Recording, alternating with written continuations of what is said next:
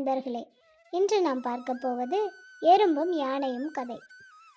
ஒரு காட்டில் ஒரு பெரிய யானை வசித்து வந்தது. அது மிகவும் வலுவாகவும் மற்ற விலங்குகளை விட பெரியதாகவும் இருந்தது. அந்த யானை தனது உடல் வலிமை காரணமாக மற்ற விலங்குகளை மதிக்காமல் அவர்களை தொந்தரவு செய்வது வழக்கம். அதே காட்டில் ஒரு எறும்பு கூட்டம் வசித்தது. அவை மிகவும் சிறிய உயிரினமாக இருந்தாலும் ஒன்றாக இணைந்து உழைப்பதிலும் உணவை சேமிப்பதிலும் மிகவும் விருப்பமுடையன. தினமும் ஒற்றை வரிசையில் நடந்து சென்று உணவு தேடி சேகரித்து வைப்பது அவற்றின் வழக்கம். ஒரு நாள் எறும்புகள் வழக்கம் போல் உணவு தேடி சென்று கொண்டிருந்தன. அப்போது யானை அந்த வழியாக வந்தது. யானை அவற்றை பார்த்ததும் தன்னுடைய கோபத்தால் தண்ணீரை எறும்புகளின் மீது தெளித்தது.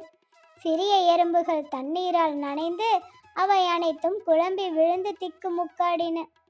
அதில் ஒரு தைரியமான எறும்பு யானையிடம் சென்று கோபமாக கேட்டது, ஏன் எங்களை இப்படி தொந்தரவு செய்கிறாய்?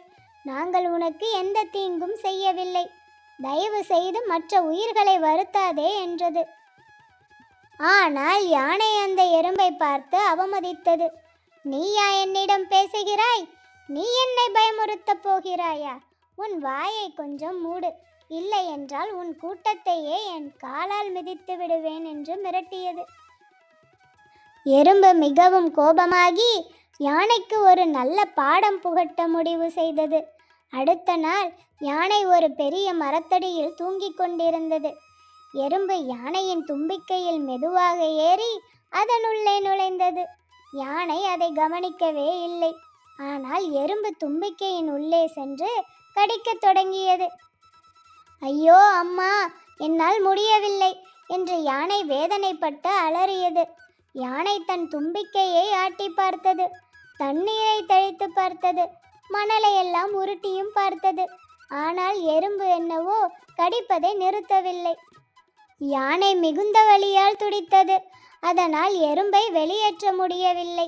இறுதியாக யானை தன்னுடைய பெருமையை மறந்து, தயவு செய்து என்னை மன்னித்து விடு, இனி யாரையும் தொந்தரவு செய்ய மாட்டேன், தயவு செய்து வெளியே வரவும் என்று மன்றாடியது.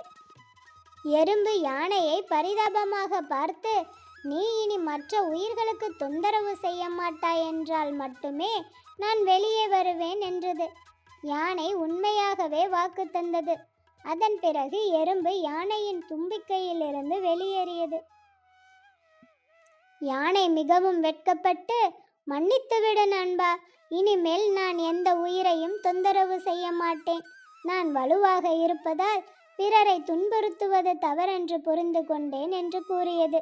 அதன் பின் யானை மற்ற உயிர்களை மதித்து நட்புடன் பழகத் தொடங்கியது.